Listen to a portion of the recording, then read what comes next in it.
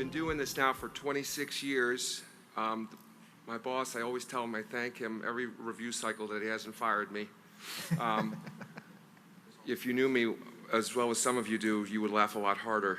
But I wanted to, I'll go to the next slide. So I run the Detection and Diagnostics Division for Dr. Han. I've been doing it now about 5 years. This is a relatively new division in the grand scheme of things. I mean, the Warfighter Integration Division that Dr. Han created, that's run by Colonel Quinn, is one of the newest divisions. But as far as a technical division, this is one of the newest. And it's blended. When you see diagnostics and detection, you're going to see interwoven here a little bit of a theme as why that is. I'm going to steal a little bit of what my colleague John Hanna talked about. I'm going to focus on some of the programs we're working on. I've highlighted a program in each lead area. We have the detection area, which is led by Dr. Kristen O'Connor, and we have the diagnostic area led by Mr. Chuck Fromer. But I want to highlight a little bit what we've accomplished in the last 2 years, as well as show you some of the newer areas that we're going to. As Ivan mentioned it, we got to get more capability focused and get things out more quickly. So I want to just highlight a little of some of the capabilities we're developing and have developed and have demonstrated, and some of them were demonstrated in the CBOA that Colonel Quinn referenced. And it's also to want to thank you too, as my boss alluded to, the ideas that were generated in that last conference or in the conference in 2015 have been now promulgated and have formed life in some of these, into a lot of the capabilities you're going to learn about today.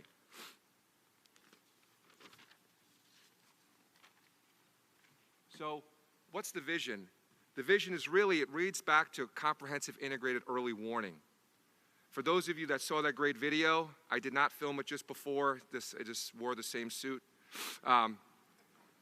It's just by coincidence. Talked about, once you have symptoms in my world, in the diagnostic world, and I can diagnose you, right? You're not going to have a really positive outcome in most cases. So can we do things like you saw what Dr. Hannon did in wearable technology 48 hours prior to symptoms? It's all about integrated early warning. And if you look at here, the effects of biological and chemical threats, it's also that advanced and emerging threat. As Ivan alluded to it, Dr. Han alluded to it, that being preparing for surprise, moving off those traditional threat lists that you see on the CDC webpage, going to the non-traditional agents, learning from things in Salisbury and whatnot. And what's the mission of my folks? And all my STEMs are pretty much here. I will call them out when we get to their program areas. Yes, your job is to bug us, is to reach out to us. We do this once every 2 years. And talk to us about your novel ideas, talk about your novel concepts.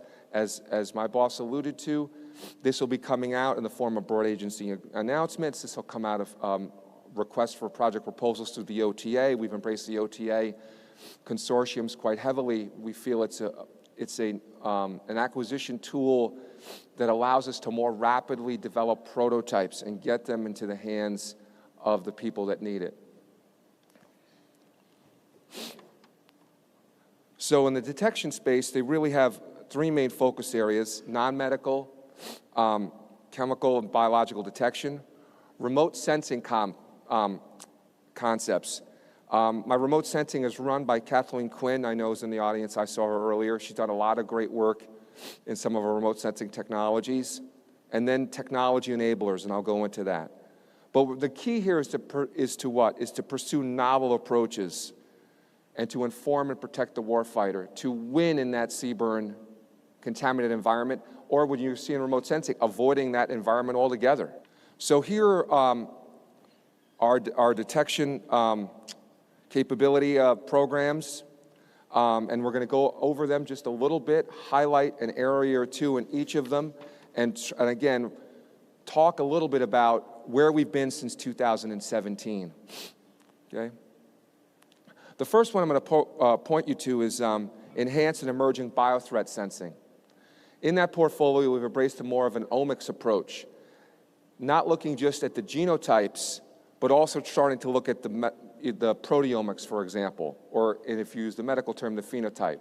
Also in that program was the sample-to-sequencing program, an end-to-end program run by Kristen O'Connor, starting from sample collection all the way to the bioinformatics out of the back end, and being able to demonstrate that in a field-forward environment, and pretty bring a powerful capability to the warfighter. And that, since 2017, that particular capability has been demonstrated in Peru, has been demonstrated in certain OCONUS regions in CENTCOM, and has been transitioned to the Joint Program Executive Office in the last 2 years. So that is a testament to Kristen's work. Another area we're getting into, unattended perimeter monitoring. We recognize, and my boss recognizes, and my leadership recognizes, we need to do a better job in point detection. You know, being able to detect a threat. I've been in and around this program since the Amerithrax happened in 2001, believe it or not. And I can remember being in a laboratory with an old rapid instrument, praying, doing boil preps with anthrax, going, do you have a vaccination for this? That is a true story. And then testing those samples. And how far have we gone forward to today? Okay, and we've come a long way. But when I get back to this example, just to focus on this, traditional ways of doing point detection are pretty laborious. You have a cyclone that maybe sucks in an air sample onto a filter paper, an airman or a soldier cuts that paper out, runs that analysis. But what if you could have unattended sample collection, analysis, and then networked to CBI, to some IT architecture that could rapidly inform decision makers. So we're looking in that area.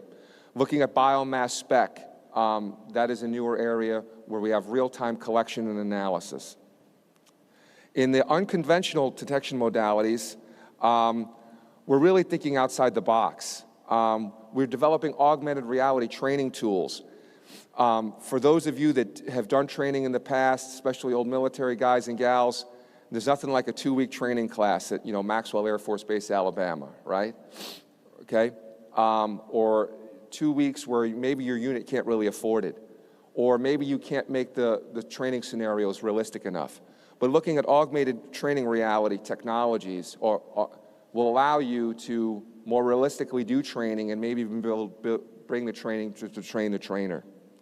Also looking at things like light-activated sensor development. Can we use visible light to break down chemicals and then do the analysis? In expeditionary analytics, on the upper left-hand tool, one of the things that was actually highlighted in the Cibola, you saw Dr. Miklos there, printer paper, indicators paper on demand. What if we could print, my boss mentioned it for vaccines, but what if you could do the same thing for detection stuff?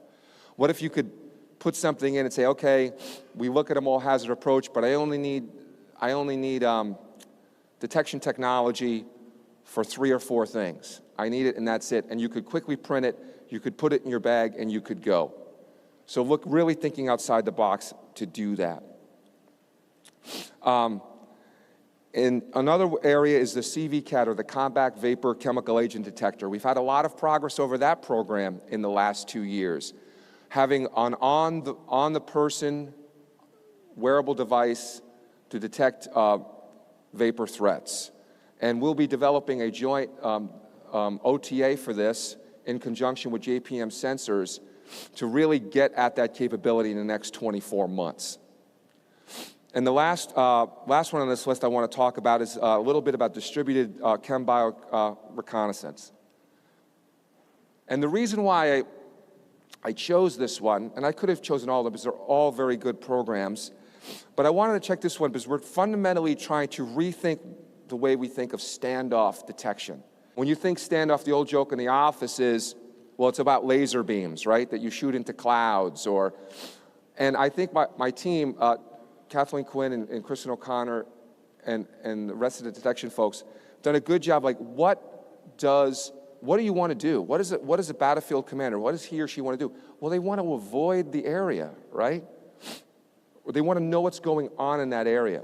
So we're moving off of the term standoff to remote sensing.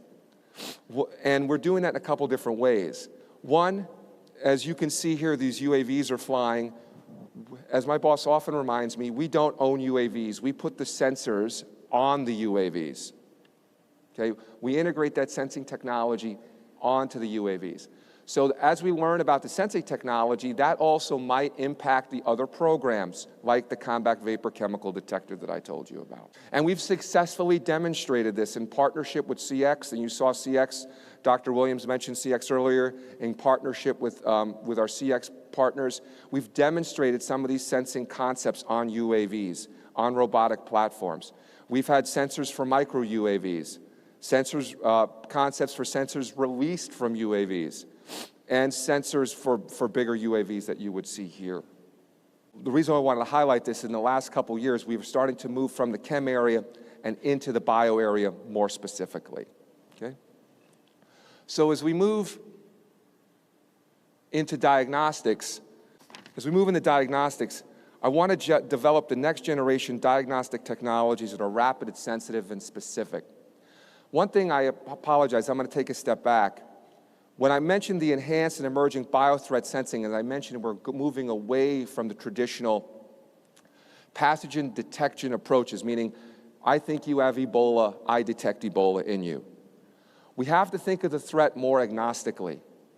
We have to think about the threat in a way where I don't know what the virus is going to be, right?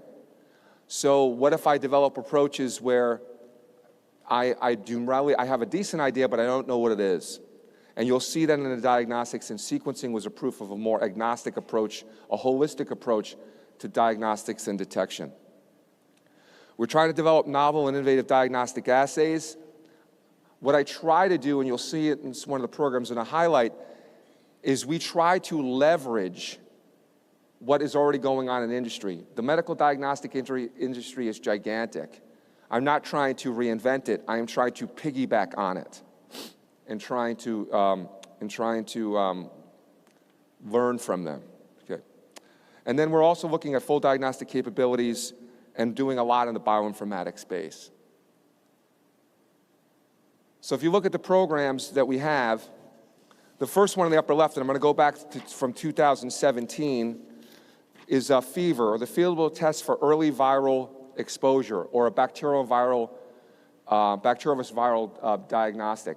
And you want to talk about transformative technologies. This is one of them. To be able to go into a clinic, and if you have signs and symptoms of a nondescript cold or virus, and being able to say, within 15 minutes, you have a bacteremia or viremia, could be powerful. Now, if you have a viremia, what don't I give you? Antibiotics. Or if you were passed off as having a viral infection, oh, it's actually a bacteremia. We've successfully partnered and funded the MeMed Corporation to do this for us, and next year they will be going to clinical trial with this technology. We are also developing an assay for the man-portable diagnostic system, which is a man-portable system that is built by the Cepheid Corporation, and we are, when I mean we, in partnership with our diagnostic colleagues in the JPO, we are funding that bacteriovirus viral assay, and they're going into development as we speak. On the chemical side, our ICED, or in vitro chemical enhanced diagnostics, we are actually going to have a handheld glucometers type device fielded in 2021 that allow you to detect ACHE levels in less than 30 seconds. That is a very powerful technology. The next one, ROTA, Recognizing Human Oncoming Disease Assay. Again, I mentioned once you have symptoms, depending on what you have, it could be a bad thing. What if I could tell you 48 hours prior to symptoms onset? And we're developing assays for that. For some of our can-do work or challenging agents, we have a thrust in some of those more difficult pathogens that some of our traditional assays could do better. On the immunoassay diagnostic side, a lot of our assays are, again, pathogen-directed detection, looking at the genomes. Well, what if we're looking at immunoassay type or orthogonal approaches? We do have an area in single-use disposable devices looking at things like Burkholderia or Yersinia pestis. RADAR, or a rapid automated diagnosis of antimicrobial resistance, I think is one of the most challenging but I think one of the most exciting areas to be in. We talk about preparing for surprise. I think anyone would say in this room, if we had an anthrax attack, okay, we've had one in our history in the past 20 years, but what if you had one that was resistant to Cipro? Having devices that'll tell you not only what it is, but what you can treat it with will greatly enhance capability on the battlefield. And this was a prototype that was started last year, and within 24 months, we hope to be demonstrating this at a future CBOA event. And then lastly, before I give my point of emphasis one, biological assays for next generations, or BANG, really looking at sequencing as a diagnostic technology. Can we develop sequencing tools for clinical specimens? But the last program I want to highlight is the SynDX. Some of you might have seen this in a newspaper. We have partnered with Harvard through the Sherlock technology to use CRISPR-Cas. And we've seen CRISPR-Cas, for those of you that have teenage sons or older sons or younger sons that you watch a lot of movies. You see this kind of technology in movies now. They just throw the terms out there, CRISPR-Cas. And there's a black hat aspect and a white hat aspect to this type of technology. We're trying to harness it to see if we can use the CRISPR-Cas technology to make tools that are faster, that have lower swap, and I could put more far forward in the battlefield. So this technology is now being led by Dr. Patricia McMahon, and this is with our Harvard colleagues, and this is through the DIU OTA. And this technology will hopefully exploit synthetic biology to develop an expensive, no power, no cold chain, all embedded reagent, point of care diagnostic device. So the emphasis here as I wrap up, and that was my last slide, is we're really focused on getting capabilities out there.